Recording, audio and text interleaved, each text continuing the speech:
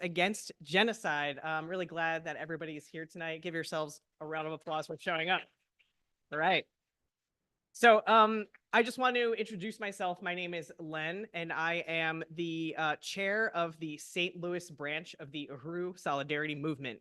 And the Uhuru Solidarity Movement, first of all, the word Uhuru means freedom in Swahili.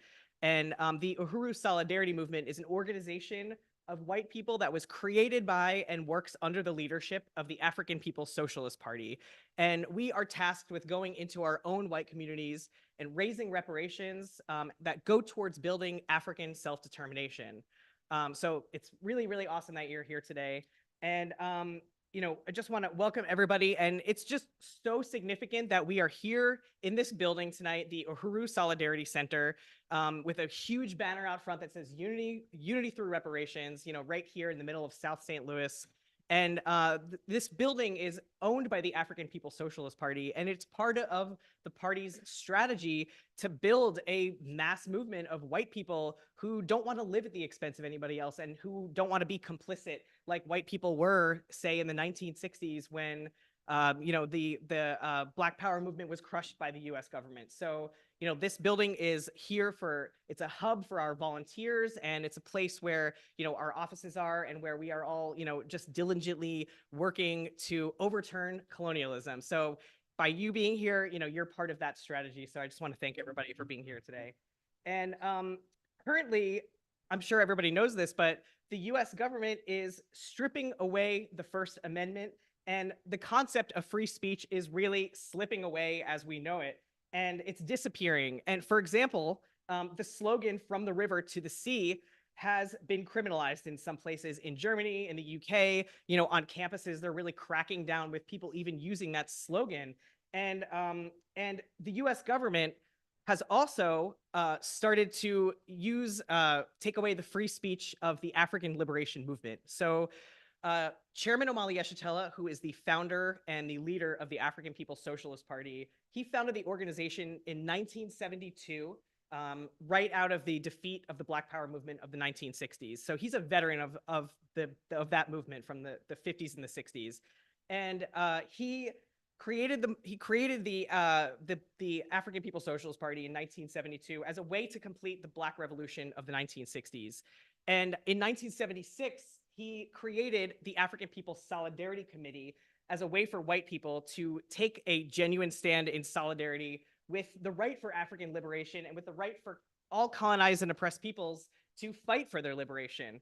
So because he's been fighting for reparations and for self-determination for all these 50 plus years, and because white people have also now been stepping up and fighting back for reparations, the US government has decided to try once again to crush the African liberation movement. So this building that you're in right now, along with the home of Chairman Omali Yeshitela, who lives in North St. Louis, Chairwoman Penny Hess, she's the chairwoman of the African People's Solidarity Committee, and Chair Jesse Neville and our Vice Chair Amanda Carlozzi, who live upstairs, along with Director Akile Anai, who is in St. Petersburg, Florida. She's the African People's Socialist Party Director of Media and Communications.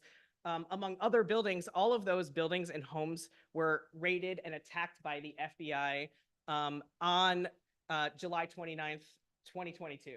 And this was one of the buildings. They came in with battering rams. They had flashbang grenades. They had, assault rifles pointed at Chairman Omali Yeshitela's chest, and with the goal to assassinate the chairman, with the goal to, crush the Black Power movement in that moment.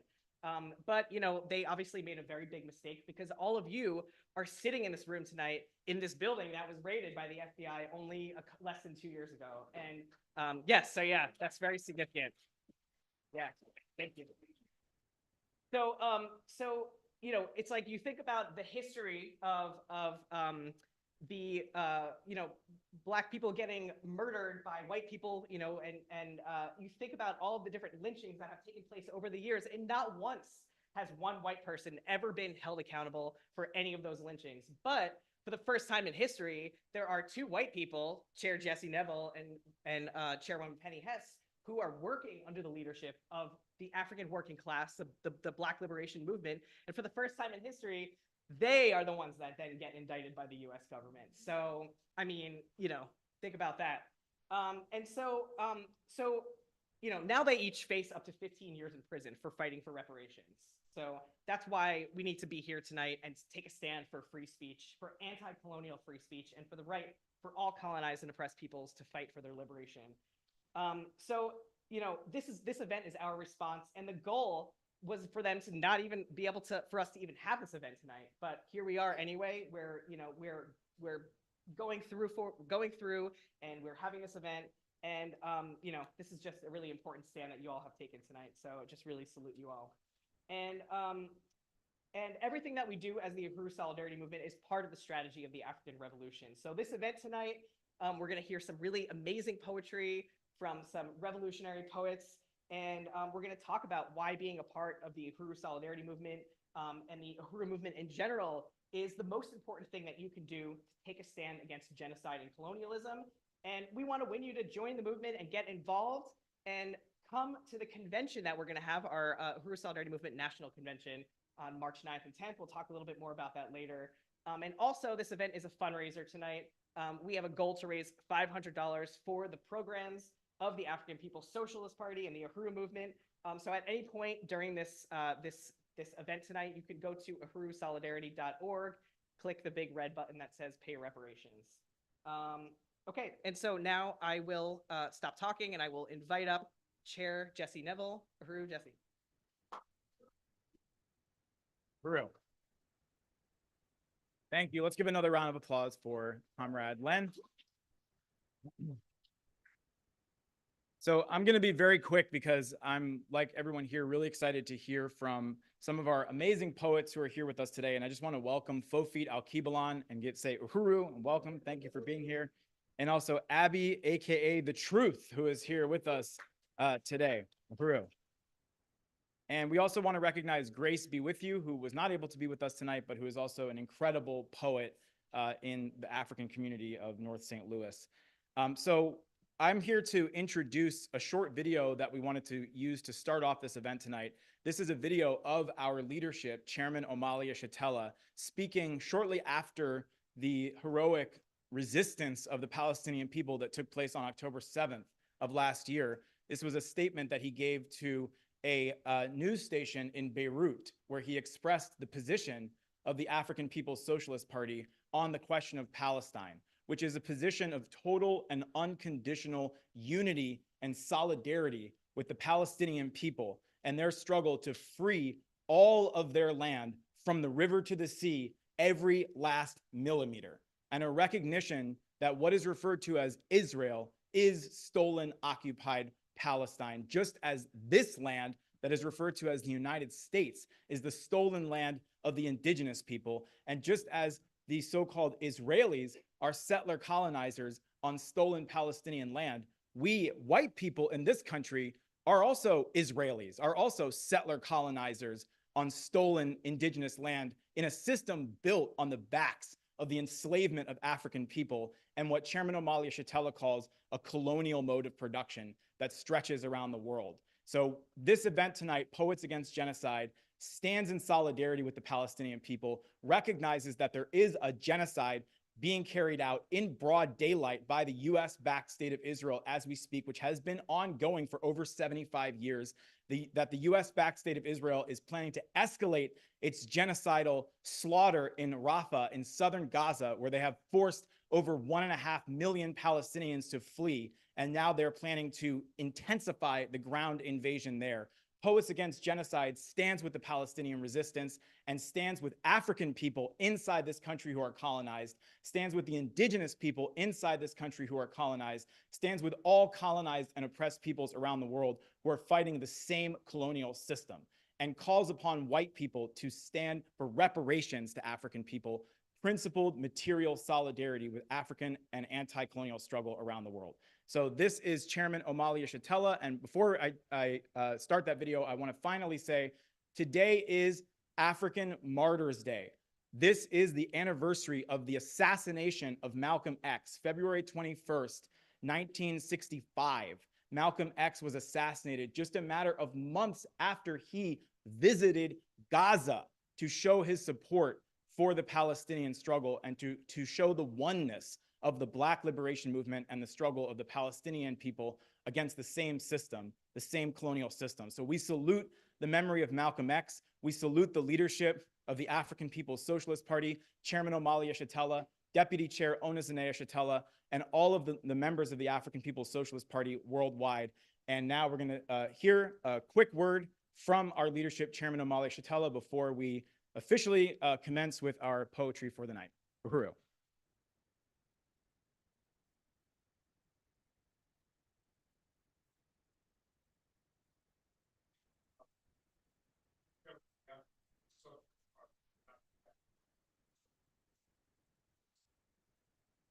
I extend our heartfelt and rock-solid who are enduring the latest barbaric settler colonial assault that has included the murder of more than 500 children, women, and men at a hospital in Gaza and escalated repression of Palestinians in the West Bank. Africans within the United States suffer the within a settler state that has indigenous people assigned to concentration camps referred to as Indian reservations. We understand the terror inflicted upon you and share your pain and grief. We are witnessing the mass murder of Palestinian families, of infants and the infirm by discredited terrorists who have bombed hospitals, mosques, and other areas of sanctuary, including designated safe zones. In 2016, our coalition formalized our position of unity between Africans and Palestinians with a national agenda for African self-determination with this demand to the United States government. We demand recognition of all rights of the Palestinian people, including the right to an independent, sovereign Palestinian state and the right to return for all Palestinian refugees. The U.S. must immediately end all monetary aid, trade relationships, and military cooperation with the apartheid Zionist state of Israel until that uniquely barbaric affront to human civilization is dismantled and abolished. Free, free Palestine. Long live Palestine. Death to colonialism. Uhuru.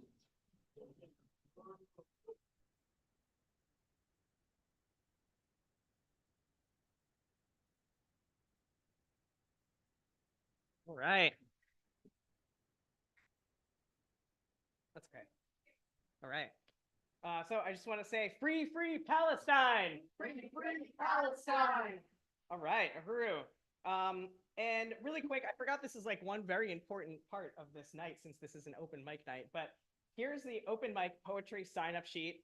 There's some names on it that we have from people who signed up previously, but we really encourage you that if there's something you want to read that's yours or something that is not yours and you want to read it anyway, please sign it up, sign up. I'll put this somewhere, maybe on, in front of the TV here. And please just come and sign up and we'll hear some amazing poetry. Okay, we can pass it around, yeah. All right, so next I have the honor of welcoming up our first poet, FoFeet Alkebulan. And FoFeet is the Midwestern regional representative of the All African Peoples Development and Empowerment Project, and is also the international coordinator of Project Black Ankh. And she is an amazing poet. So just welcome up, FoFeet.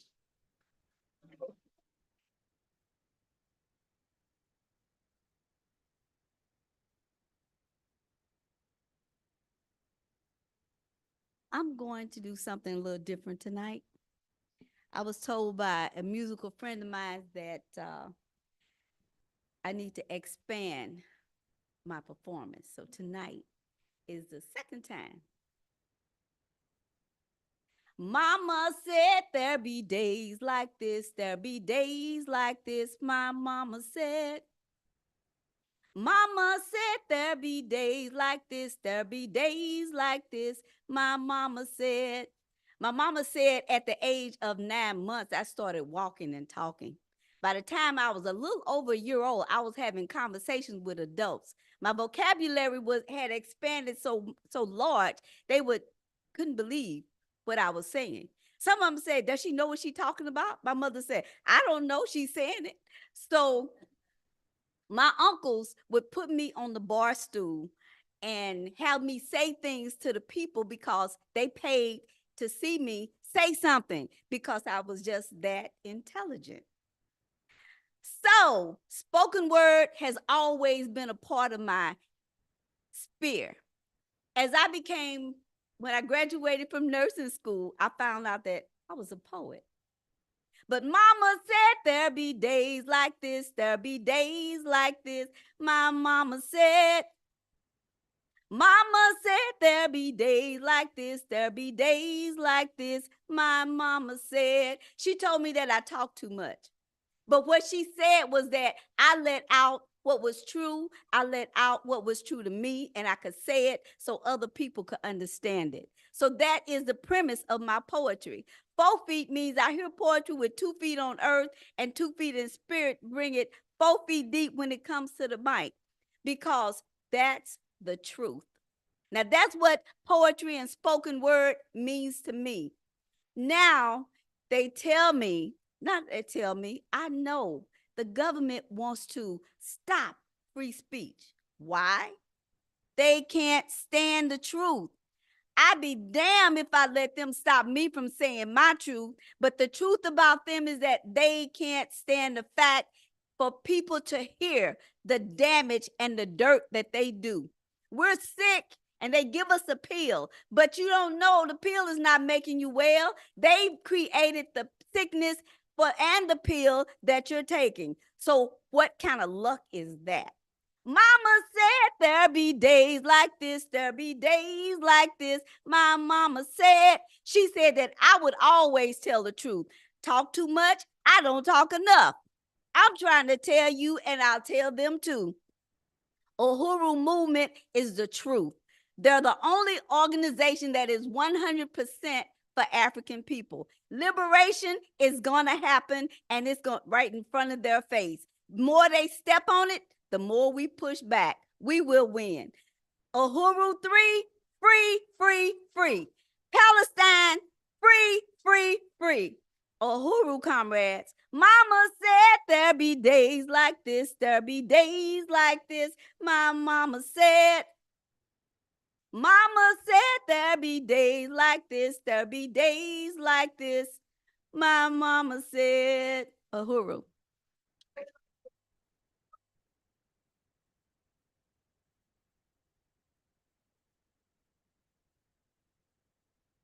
Wow. Thank you so much, FoFeet. That was really, really powerful. So good to have that here tonight. So I next want to welcome up our next poet, Abby, AKA The Truth. Abby, come on up. Uhuru, Abby. You want to say a little something about yourself? How's everybody doing? Everybody okay? I got a big mouth. I really don't even need this mic. I'm gonna give y'all a couple of pieces. That cool? Say cool. All right. All right. Let me see what I want. I'm a black man. I've been born in this land ostracized, brutalized. As I sit here and fantasize, I'm waiting on my oppressor to apologize. I've come to realize they ain't gonna never sympathize with us. And that's cool. See, they think low-income housing and food stamps, well, that's our 40 acres and a mule. Well, I've decided to improvise, get a couple of brothers and sisters together, organize, strategize. But let me emphasize, in order for us to capitalize, we must first go in our own neighborhoods and black businesses, not vandalize but patronize. Minimize our homicidal genocide and suicide. That way, we have more brothers and sisters in institutes. You're being institutionalized. These are some things I see through my eyes. This poem right here is no joke. Might be the realest poem I've ever wrote. Even though we criticize, white cops killing unarmed black boys have multiplied. If this doesn't get rectified, gonna be a revolution, and it won't be televised. So what I would advise before you walk out the door, peep game, you should know that a hoe with a gun, that's the same thing as a cop that's gun-ho. Listen, if you got melanin in your skin, you fit the description. I'm not trying to be rude, but a black man or a black woman to say they know their constitutional rights, you're a damn fool. The Constitution was wrote for whites by whites. You ain't got no rights. You fighting an uphill battle. When they wrote that, they was comparing black folks to livestock and cattle. Look, I'm just trying to put you brothers and sisters up on game. Society gonna keep you dumb. How you gonna know where I'm at if you ain't been where I been and somebody in this room tell me where I'm coming from? This poem is no joke. Might be the realest poem I've ever wrote. I'm in total disgust. America don't love us. This is a natural fact that this country was built on a black man and a black woman's back. But yet I must come to embrace a country that holds a legacy of disgrace. I got to fight a frantic race just to fight for these crumbs that's left on America's plate. This poem is no joke. Might be the realest poem I've ever spoke. Truth.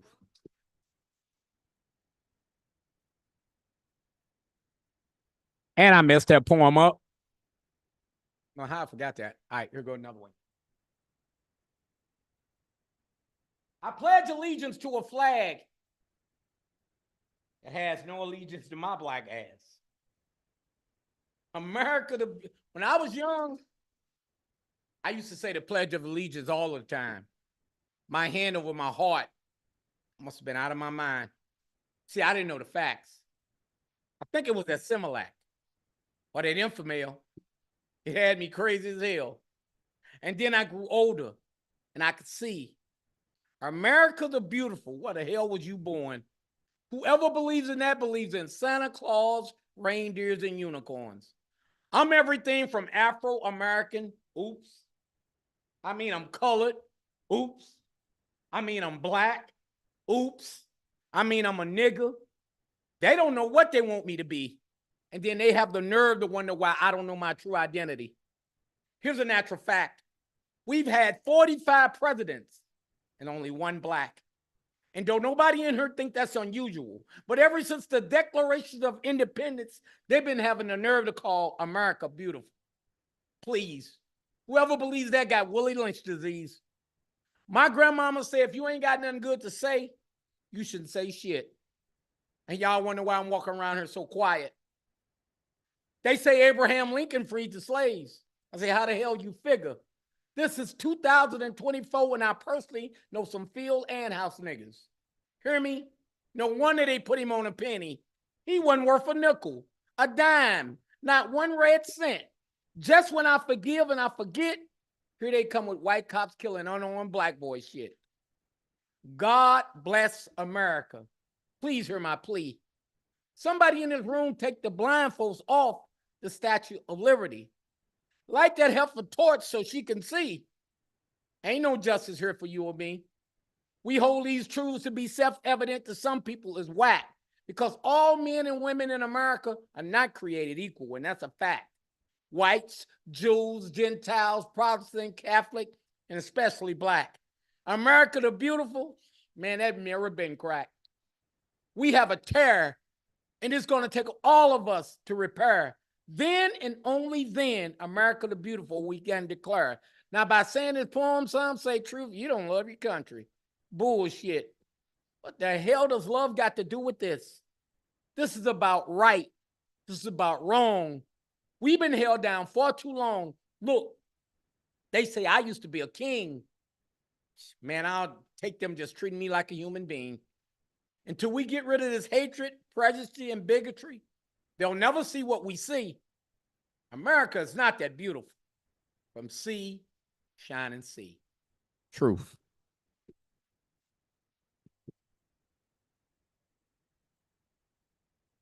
All right. Wow. Thank you so much, Abby, aka The Truth. This has been really awesome so far.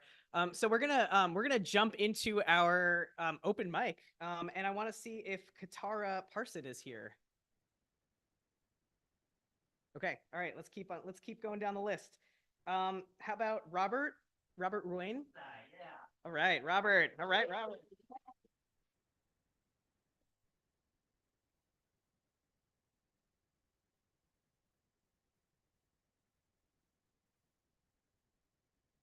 Thanks for this opportunity. This is a poem I wrote about a year ago, and it's still a work in progress, as they say. And anyway, called Dangerous Days. I originally wrote it as a lyric, and it's kind of a poem and lyric both. Dangerous days, there is peril all around. Foreboding is the sound. In blood we could drown. In the 1990s, George Michael encouraged us to pray for time. We've got to reach for each to link in each other. Got to start reaching for each other. Remember Tracy Spencer's This House from 1991 and Michael Jackson's Men in the Mirror from 88, Bob Seger's 95 song In Your Time, and Exposé's early 90s song Tell Me Why. We had the chance 30, 40, or 50 years ago. Then we got to making dough, listening to songs about calling women hoes, and then seeing how low we could go till we were full of woe. Now we're on the precipice. There's a chance we cannot miss. They want to keep us apart, so we don't even start. Turn off the tubes. Those programs are created by money-hungry boobs. Remember the bus and we who ride it. This message won't quit. I'll remember the bass and break it down. I've got the blues because they want to keep us down with their same old auto-tune sound. But if we came together, we can turn that 25-degree winter Monday blah into a 70-degree spring Friday. God wants us to reach across to our neighbor and embrace. They want us to be red or blue and pay homage to a scheme of an orange creep. We fight and hate each other. Divisions are so deep, escalating with words and to have us worshiping a gun as a god. Racial, class, or generational warfare, boomer to zoomer, and everyone before, after, and in between, confusing us with buzzwords, Orwellian double talk, while they rake in the dough with sounds so full. Almighty buck and screw, nasty songs of sexual conquest to make the suits ever richer. Mindless sex songs, we work and they accumulate. We sow, they reap. Say no to bland pablum. They preach at us, tell us to shut up and work hard, all the while they accumulate. But all we need is hope. They want us to hate, we keep up the hope. Keep in mind the words of Francis the Pope. Counteract the walls of verbiage, walls of all colors made out of glass to keep them inside and keep us outside. They say it's collaborative, transformative, but in no way informative. They tell us they've got a backstory, a narrative, and a takeaway, while they transform their mansions and ignore what we say. Climate change, the air and the soil and earth screaming out. Without a doubt, many a waterspout, many a gurgling downspout, raging fires, massive floods, often in same places, anxiety in our faces and tremors underground about to erupt. 72 in January of last year in St. Louis, 65 and 70 in Europe to start up 23, 80 in January 24 in Washington, D.C., and mid-70s here today in St. Louis. It could be 80 here in December or January by 34, the way things are going, even in the wintertime. Michael Jackson sang to us an Earth song, but the suits at radio killed it. Reach out to the bridge, love will reign over us. They want us warring, reach across the divide so we can all be unified. Black or white, brown or red or yellow, and everything in between. Earth knows we've got to be green, but they keep us pursuing an ever browner dream. With their kind of green, we green at each other with envy, plotting against each other, hating on one another, find freedom in each other. They want us lonely, alienated, and depressed with fast-paced ads leaving us all stressed. Kissing the ministers of division on TV, Twitter, X, electronic, or social media. And I myself must turn from my Facebook and look at people's faces. While they push the pills to get us hooked and then booked, like my ex-girlfriend who passed away at an addict and my nephew last year, we are cooked as long as we listen to their gospel. Long ago, we joined together, but they told us to look for ourselves and the almighty buck. Now from bullets, we often duck. People are struck, victims of atrocious love. Okay. It's a little threadbare. Okay, I got a different idea. We got a new old idea.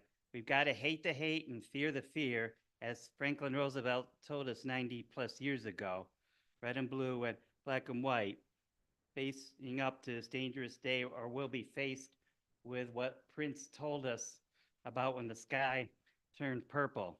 Step into another way, rain it down, shout it out. Sister, sing it with soul. Brother, remember when we were kids. Remember, love will reign over us. That's a work in progress.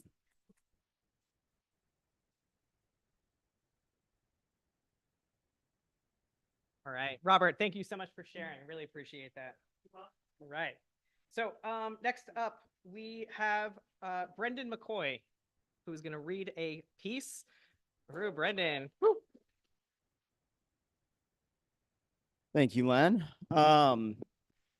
So the Uhuru 3, we all know they're facing these bogus indictments, and the Hands Off Uhuru coalition is leading the counteroffensive. This is what the party has organized to kind of lead this counteroffensive and fight back against, the state. And last month, I believe it was, just recently, the Hands Off Uhuru coalition adopted the case of Leonard Peltier and is also fighting to make sure that he is freed this year. And if you don't know about that case, please look it up. It's an indigenous man here in America who was wrongfully arrested, and the whole thing was ridiculous, and has been in prison for decades and basically serving 2 life sentences on just bogus charges. And he's also been painted in prison and really inspirational art. And this is actually a poem that was written by him, and it is called My Life is My Sundance. Silence, they say, is the voice of complicity. But silence is impossible. Silence screams. Silence is a message, just as doing nothing is an act. Let who you are ring out and resonate in every word and every deed. Yes, become who you are. There's no sidestepping your own being or your own responsibility. What you do is who you are. You are your own. You become your own message. You are the message. May the Great Spirit make sunrise in your heart. Hokahe. Uhuru. It's by Leonard Peltier.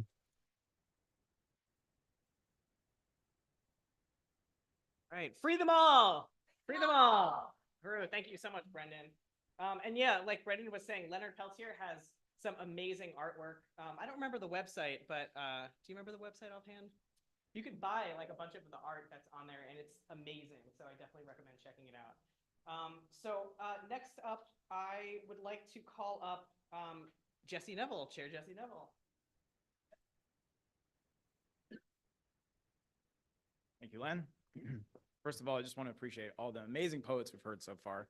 That was very powerful.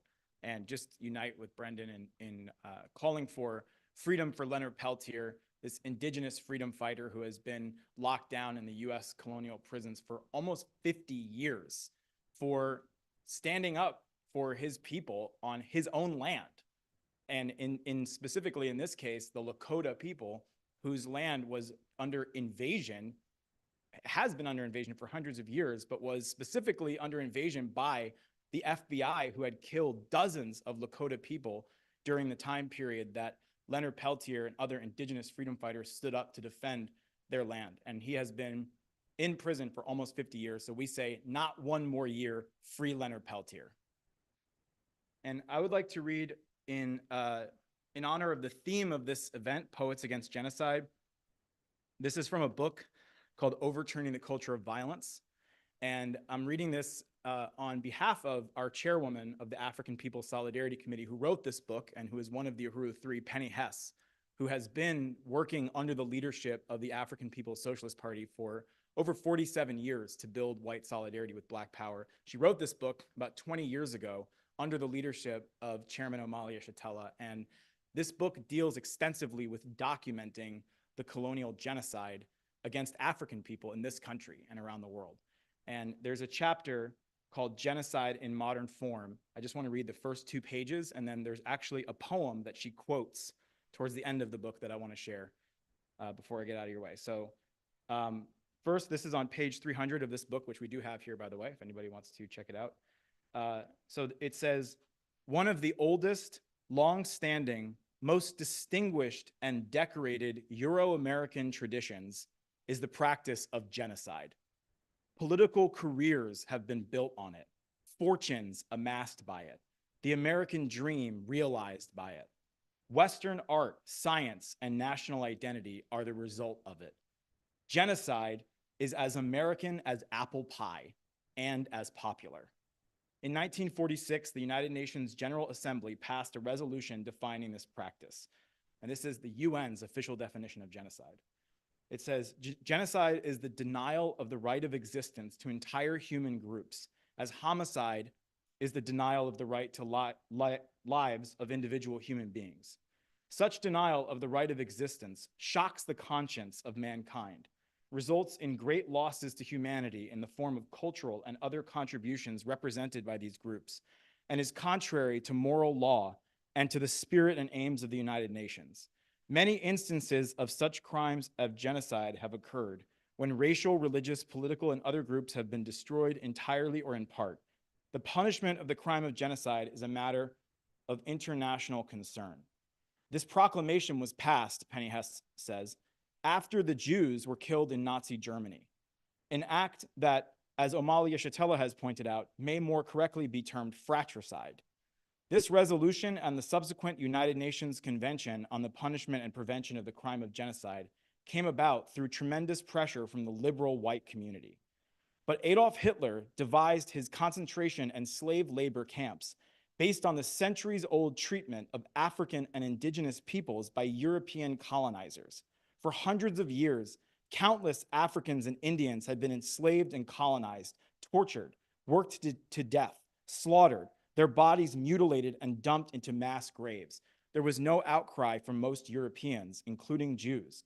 The genocide of hundreds of millions of people to build and maintain capitalism elicited no shame or remorse from the white world. With no name and no stigma attached to it, genocide was simply manifest destiny and progress, the necessary, if unfortunate, process of obtaining land, gold, and labor for white society. Until Europeans did to other Europeans what they had been doing to African and indigenous peoples for centuries, the annihilation of whole peoples was never questioned. No secret, the mass slaughter of Black and brown peoples was taken for granted.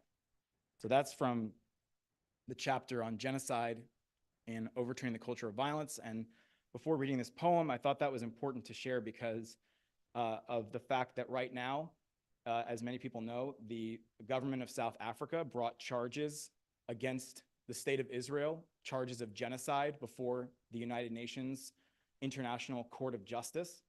And about 8 or 9 years ago, the Uhuru movement brought charges of genocide against African people by the United States government to the United Nations. And about 70 years before that, if my math is correct, in the early 1950s, the Paul Robeson and other Black leaders of that time brought a similar petition called We Charge Genocide to the United Nations to charge the United States government with the crime of genocide against Black people in America, because everything in the definition of genocide perfectly describes the conditions of African people inside the borders of the US, as well as the indigenous people, including the Mexican people. And in the 1950s, Paul Robeson and the other leaders were accused of being Russian agents for bringing this charge of genocide to the United Nations. And decades later, Chairman Omali Yeshitela is now accused of being a Russian agent for bringing the charge of genocide before on the international stage. So here is a poem and then some brief commentary from Penny Hess before I step away. So this poem is called You. You are not forgiven, no matter what you say. You are not. You are not, no matter what. The way a man is followed by his shadow, like a three-legged stray, down all the afternoon streets, so you are followed by our blood, smeared across your teeth. And we are throwing our heads back, dancing still and anyway, and almost completely without you and your innocence and your good shoes. No matter when you arrived, it was better before then. Though the words you brought for us are now inside us. Sometimes I look and a crowd has gathered, laughing at someone tied to a tree, and both his arms are broken, and his clothes are soaked in gasoline. And though it helps, no one now forgives nothing. Now, not at all. And Chairwoman Penny writes, this excerpt from Tim Seibel's powerful and moving poem, You, raises the specter that haunts white people, the knowledge just under the surface that what we have done to African people and other colonized peoples is unspeakable and unforgivable. Someday an accounting must come from the oppressed. Will retribution, we wonder with dread, take the forms we have so easily dispensed for others, prison, enslavement, torture, appropriation of property, capital punishment, random slaughter? Will they lynch us, brand us, burn us alive, cut out our hearts and impale our infants with bayonets as we did to them? Will they exact from us a payment for centuries of opulence bought with their blood? We cannot say what the future will bring, but we could probably predict that one day the bottled rage and pain and loss and sorrow of half a millennium will erupt in an explosion capable of making the rebellions of the 1960s seem like child's play. Someone will stand for our crimes against humanity. If not us, our children, or our children's children, justice will be served one way or another. Ultimately, if we wanted to respond with integrity, we would anticipate that day of reckoning by making our self-criticism, paying the restitution, and accepting the consequences. It would be an opportunity to join with the just movement for the liberation of African people, accept the consequences, accept its leadership, and by extension, enter the embrace of all the struggling peoples of the world. We can cast our lot with the oppressed for the first time by helping to tear down this bloody pedestal of suffering on which we sit. So those are the words of Tim Seibels and Chairwoman Penny Hess.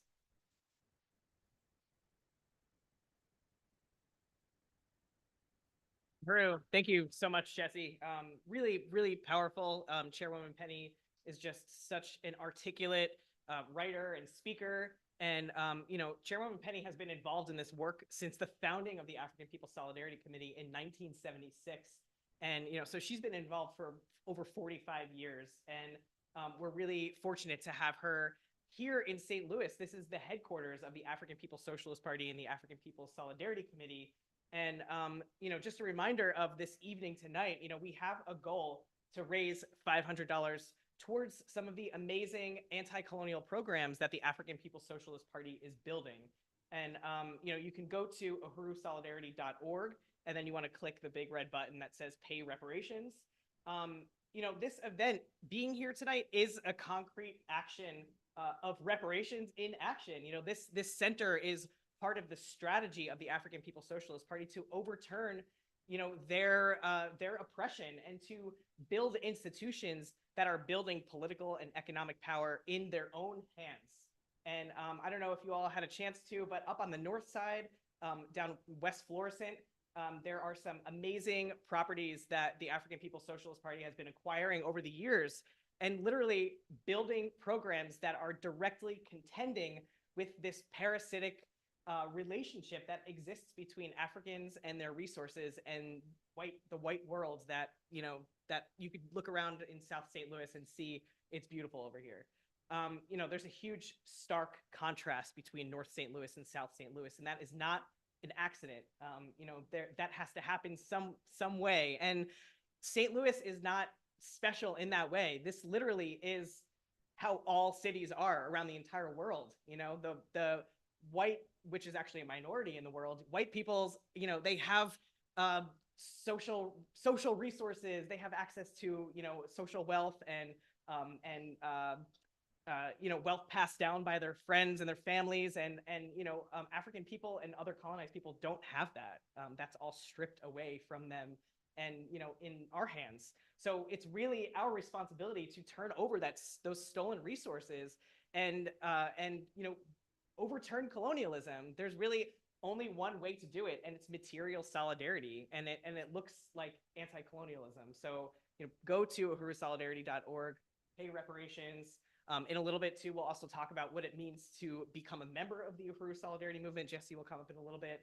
I also just want to show a quick clip of like what some of the work is that I'm talking about on the north side of St. Louis. And I just want to preface this clip by saying that the African People's Education and Defense Fund is the party's 501c3 nonprofit, and they have, you know, been building all these different institutions on the north side and all over the world.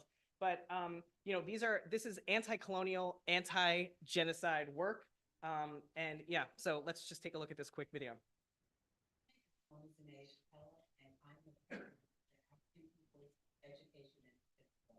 The baddest nonprofit on the planet. We face colonial conditions everywhere we are that stem from a lack of political and economic power to feed, clothe, and house ourselves. Since 1994, APEDF has built community-based institutions that put economic, political, and cultural power into our own hands. We are creating our own solutions. In 2017, we initiated the Black Power Blueprint in St. Louis, Missouri. This African self-determination project reverses the verdicts of colonialism that has ravaged and depleted our communities for generations. We are bringing North St. Louis back to life with the collective participation of the people. Everyone has a sense of pride and can envision a prosperous future. This is what power in our own hands can do. APEDF is completing the St. Louis transformation to address all aspects of life for our future.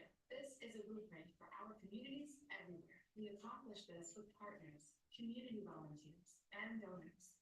By supporting APEDF, you can be part of the future for African people and all those seeking a world of justice where humanity can live in peace as one. Come and support the baddest nonprofit on the planet, APEDF. Thanks, Brendan. Yeah. All right.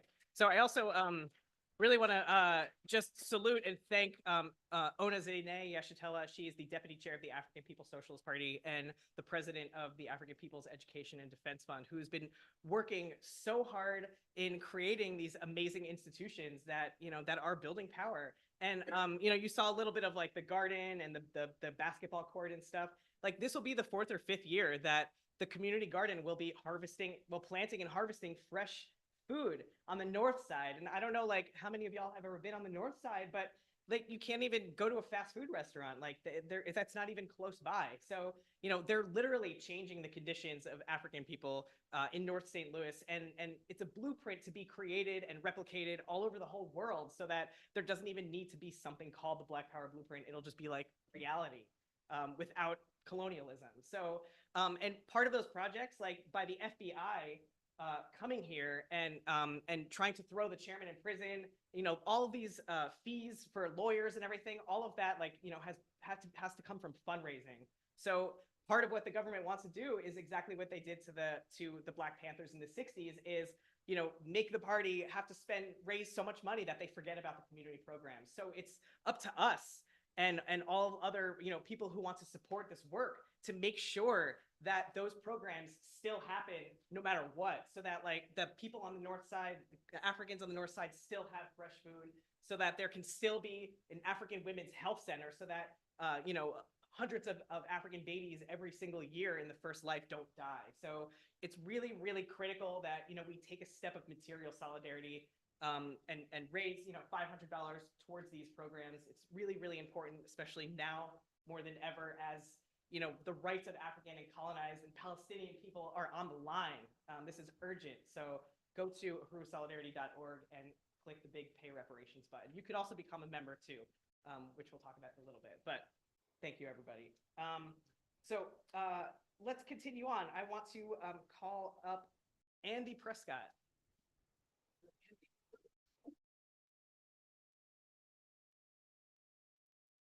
Hello, folks. So this poem might feel a little bit out of context when I start it, so I wanted to give it some context that I believe that imagining the liberated future is a part of the work to get there. So I'm very inspired by Adrienne Marie Brown's pleasure activism, by resistance, and that was kind of the inspiration for this poem. So let me pull it up real quick.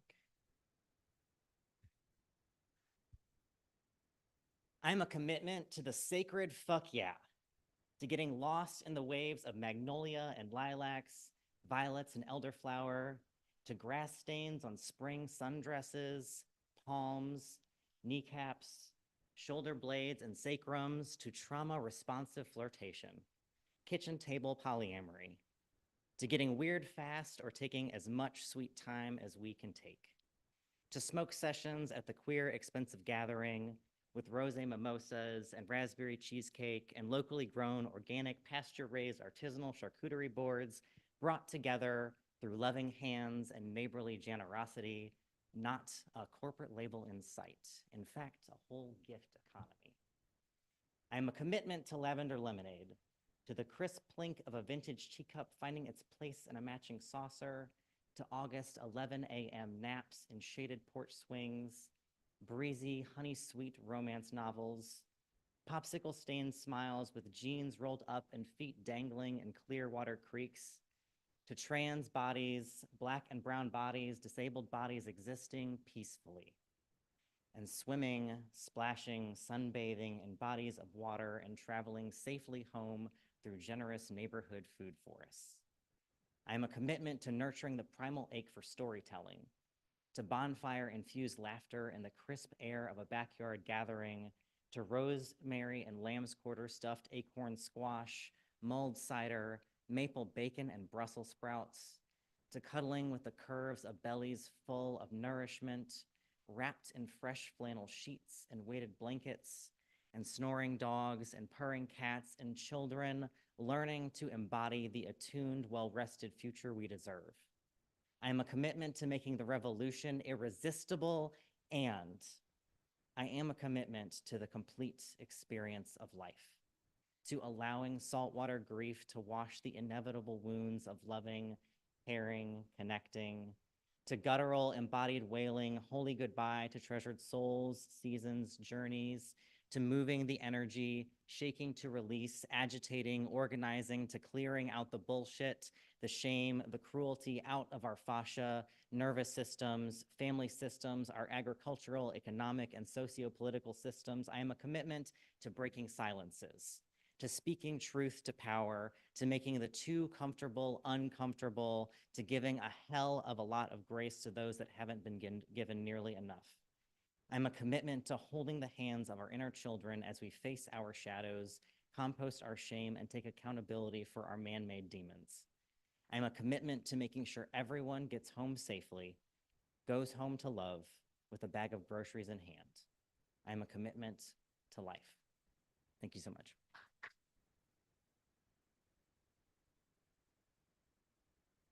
Awesome. Thank you, Andy. Really appreciate it. Okay, so next I want to welcome up Tyler Wilson. Oh, you don't have to read if you don't want, but I thought you were on the list. Yeah, you don't have to read. That's okay, unless you want to. Okay, that's okay. Well, then I'll take a moment just to put you in the spotlight. Sorry. I will take a moment and just open it up, and if anybody wants to come up and read or say something, the mic is here. We'll just step back for a minute.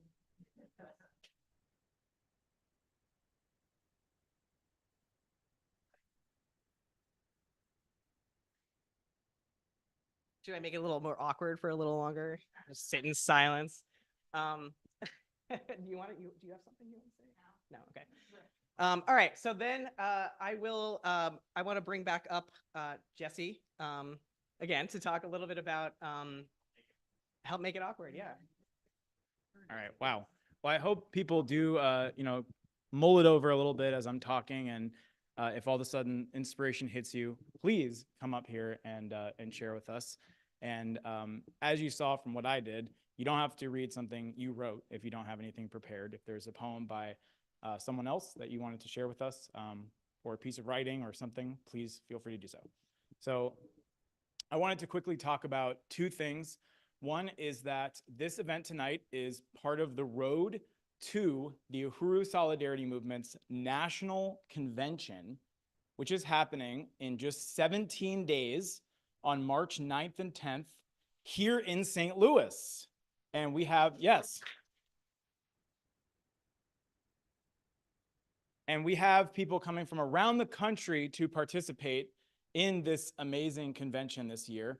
And the theme of this convention is "No More Genocide in Our Name." And this is a slogan that many people are familiar with, and it's one that this movement, the African People's Solidarity Committee, has been proclaiming for decades. In fact, here is, right here, this is a picture that's on the poster for our convention, but this picture is from about 30 years ago, if not more. And you see the slogan, "No More Genocide in Our Name," and other slogans that are as applicable today as ever.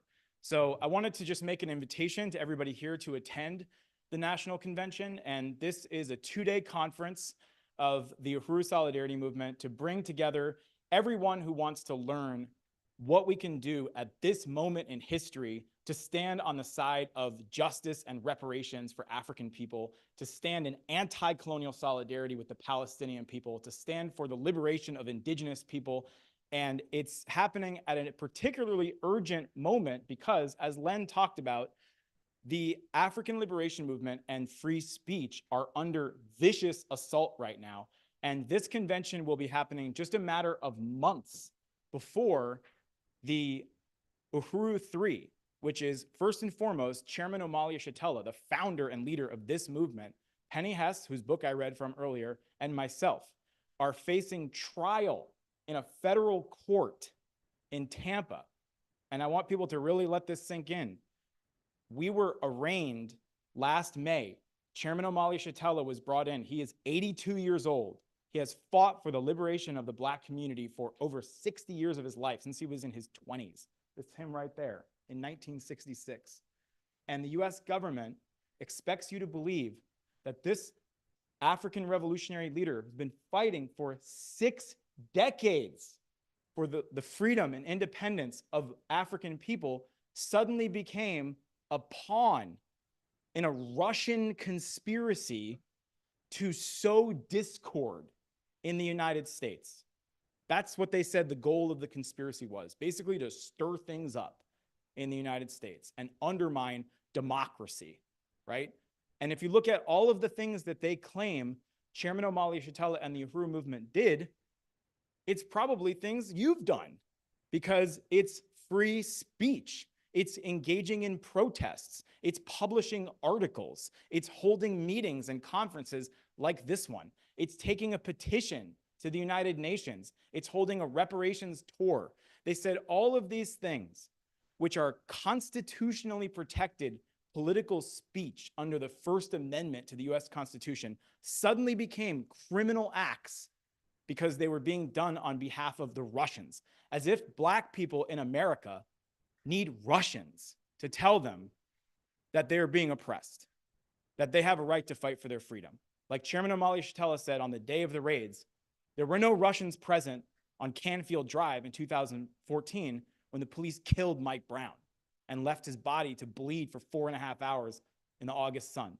There were no Russians present when George Floyd was killed, when Sandra Bland was killed, when Breonna Taylor was killed.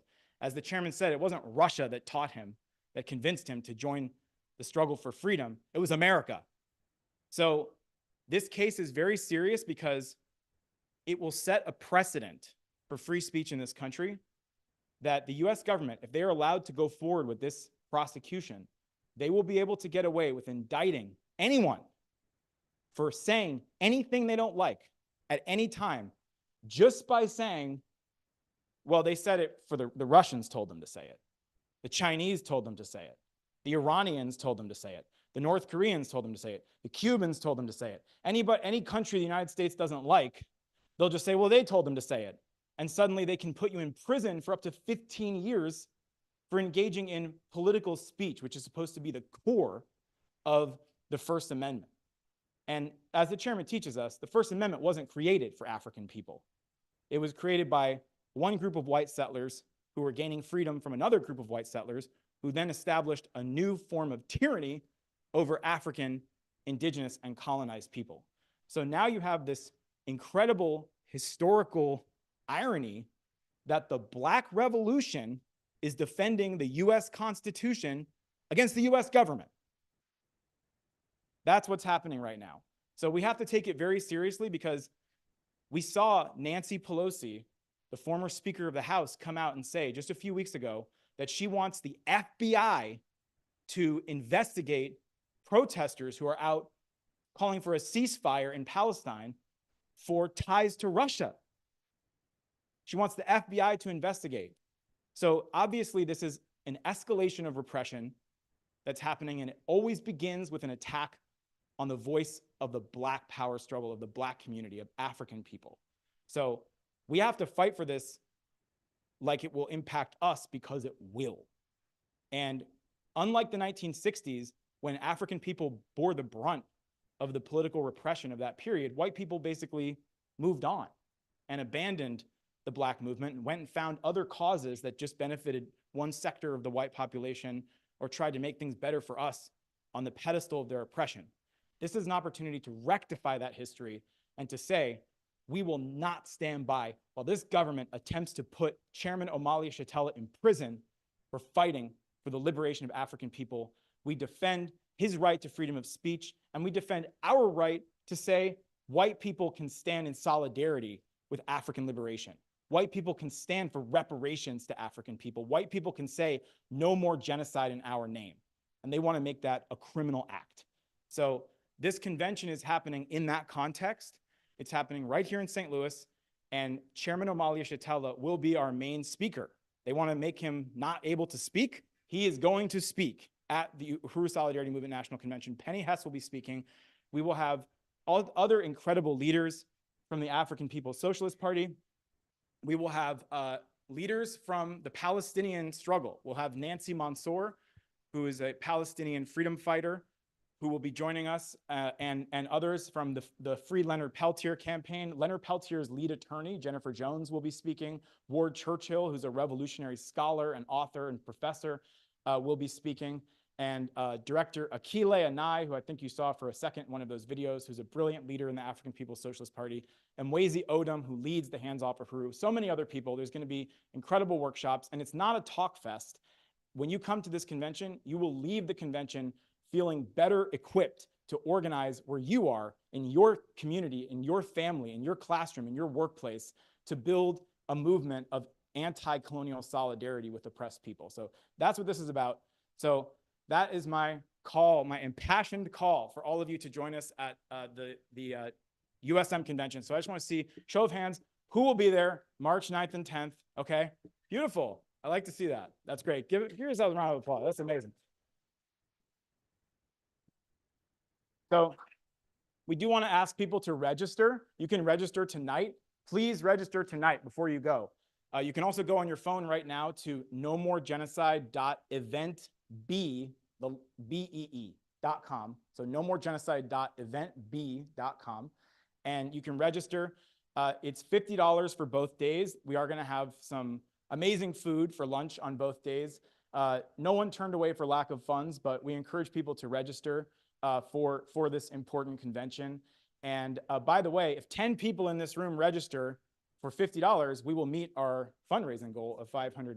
So go ahead and register and join us. And also, the night before the convention, we'll be having an open house meet and greet right here in the Uhuru Solidarity Center. The convention itself, last thing I'll say about this, the convention itself is actually taking place on the north side in the beautiful Uhuru House, the Black Community Center headquarters there in the north side. And there will actually be a tour led by Deputy Chair Onezene Yeshitela of the programs of the Black Power Blueprint. So all those programs that Len talked about, anti-colonial projects that are building power in the hands of the Black community, negating the power of the oppressive colonial system and building power in the hands of the people, we can actually see those projects in real life and be a part of it and support it. So that is going to be March 9th and 10th. No more genocide in our name. Please, again, register before you go. Uhuru.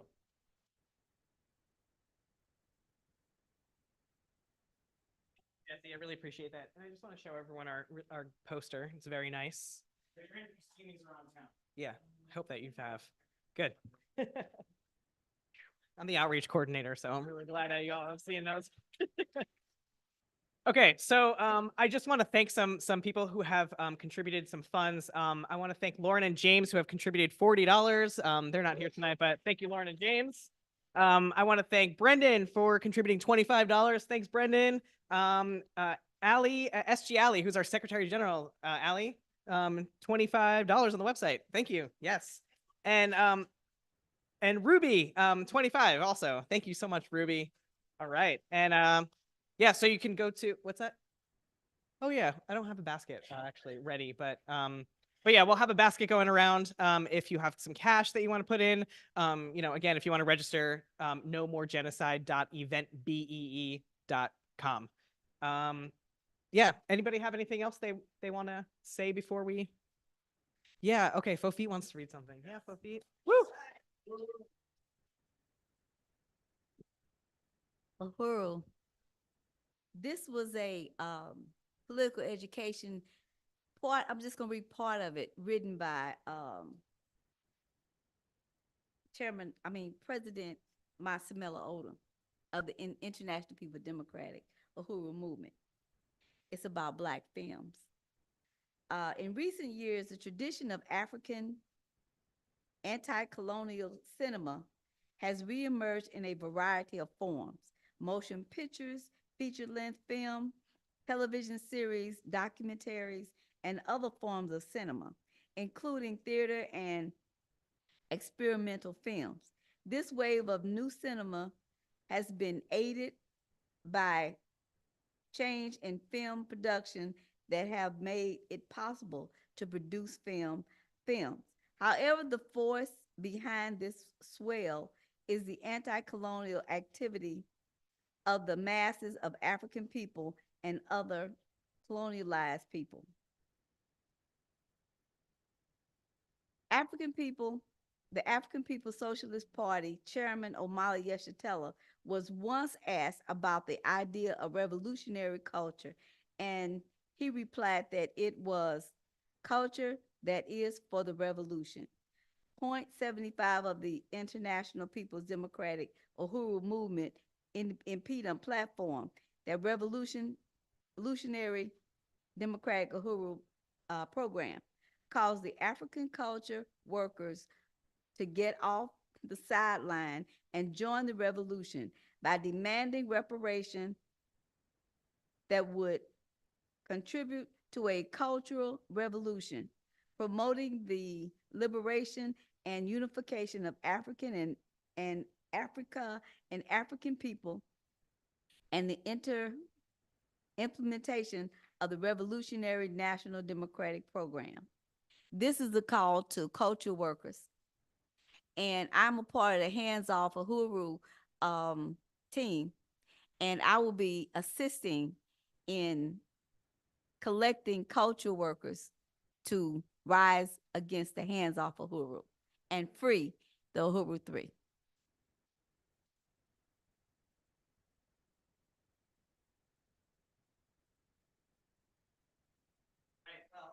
Thank you so much, FoFeet, again for coming up. That was a nice surprise. Really appreciate that. All right. Well, thank you so much, everybody. And, you know, we still need to reach our goal. So, you know, go to UhuruSolidarity.org and click that big red button that says pay reparations. You can also become a member, which means, you know, continuing to sustain the work of the party, which is really, really urgent and important. And I just want to close out with a couple chants. So when I say no more genocide, you all say in our name. No more genocide in our name. No more genocide in our name. All right, and then one last one, and this is like a classic of the Uhuru Solidarity Movement is unity through, and then you all say reparations. So unity through reparations, unity through reparations. All right, thanks everybody.